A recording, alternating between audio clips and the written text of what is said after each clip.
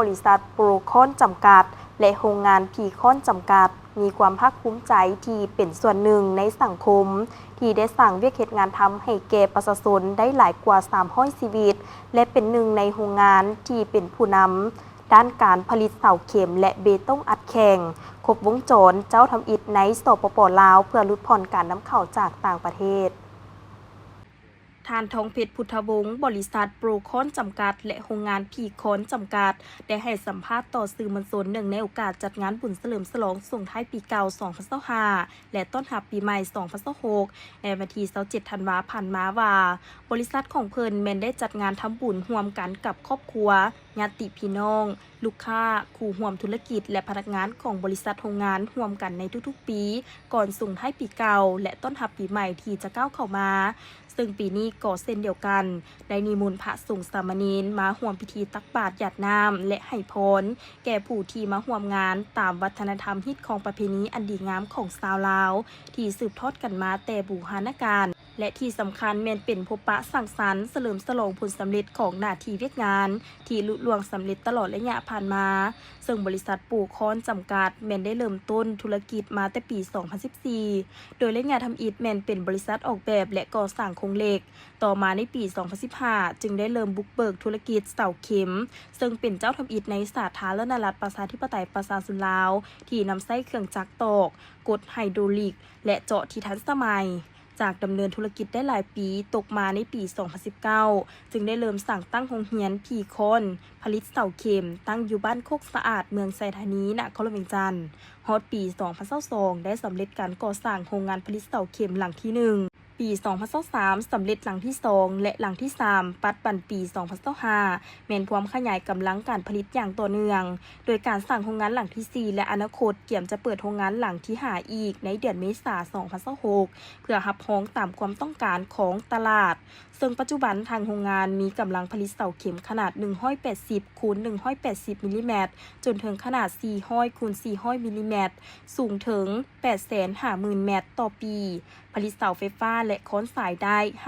55,500 ตันต่อปีรวมไปถึงการผลิตเบตงสำเร็จรูปเส้นกำแพงสำเร็จรูปท่อลอดทางแผ่นพื้นอัดแห้งบล็อกคอนเวิร์ตและเสาเฮือนสำเร็จรูปซึ่งนับตั้งแต่สั่งตั้งโรงงานมาถึงปัจจุบันแม่นเป็นอีกความภาคภูมิใจหนึ่งที่ได้มีส่วนร่วมช่วยสังคมและประเทศชาติก็คือสามารถลดผ่อนการนำเข้าประเภทเสาเข็มจากต่างประเทศและได้ช่วยสร้างเวียกเหตุงานทำให้กับประชาชนเป็นจำนวนหลายร้อยคนก่อนอื่นเบิดขอแสดงความขอบใจมานำญาติพี่น้องหมู่คู่แล้วก็ลูกค้าผู้ร่วมธุรกิจที่มาร่วมเสียสละเวลามีค่าที่มาร่วมในงานของมื้อนี้ซึ่งทางบริษัทโปรคอนและก็โรงงานพีคอนจำกัดก็มีความเลื่อมใสศรัทธาในศาสนาพุทธพระพุทธเจ้าฉะนั้นมื้อนี้เป็นฤกษ์งามยามดีที่เราทางโรงงานเราได้ทำบุญใส่บาตรพระเก้าองค์เพื่อเป็นส่วนกุศลให้แก่เจ้าถิ่นเจ้าฐานณที่นี้ที่ว่าโรงงานเราได้ล่วงล้ำล่วงเกินเป็นเวลา1 ปีออกมาเนาะฉะนั้นนำศาสนาก็ขอน้อมคณับเจ้าถิ่นเจ้าฐานจะดอนสถานที่นี้และให้มันเป็นมาร่วมกันสร้างกันสถานที่นี้ให้เจริญรุ่งเรืองในนามธุรกิจของเราก็เป้าหมายเขากับมื้อนี้จุดประสงค์งานกันแม่นอันที่1ก็แม่นเพื่อ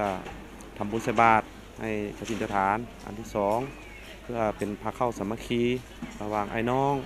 ญาติพี่น้องหมู่คู่และคู่ค้าธุรกิจ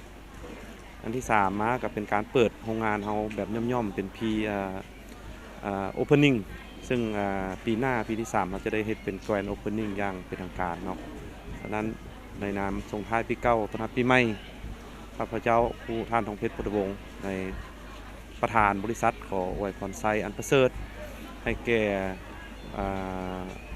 บรรดาท่านที่มาร่วมงาน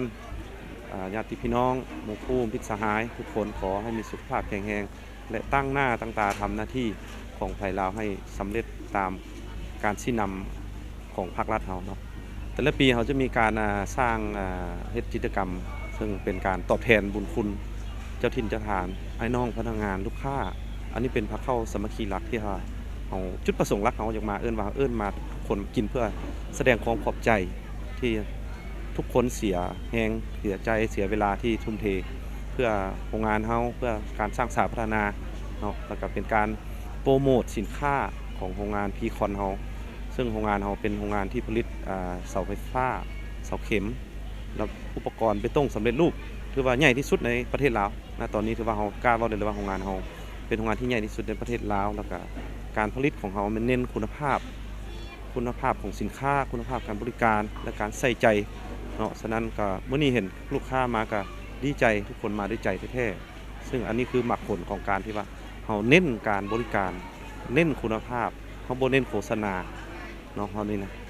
เนื่องในโอกาสส่งท้ายปีเก่าและต้อนรับปีใหม่คศ2026ที่จะมาถึงนี้ประธานบริษัทก็ได้อวยพรให้บรรดาการนำภาครัฐตลอดประชาชนลาวทุกทั่วหน้าจงมีความสุขสมหวังกับชีวิตประสบผลสำเร็จในหน้าที่การงานช่วยกันผลักดันให้ประเทศชาติของเฮาเจริญรุ่งเรืองพร้อมเป็นกำลังใจให้พนักงานทุกคนและฝากถึงประชาชนลาวให้ช่วยสนับสนุนสวมใส่สินค้าลาวให้หลายขึ้นเพื่อลดผ่อนการนำเข้าจากต่างประเทศส่วนผู้ประกอบการนักธุรกิจภายในประเทศก็ขอให้พัฒนาผลิตภัณฑ์หรือธุรกิจของตนเองให้มีคุณภาพเทียบเท่ากับภาคพื้นและสากลเพื่อเป็นทางเลือกที่ดีให้กับสังคมได้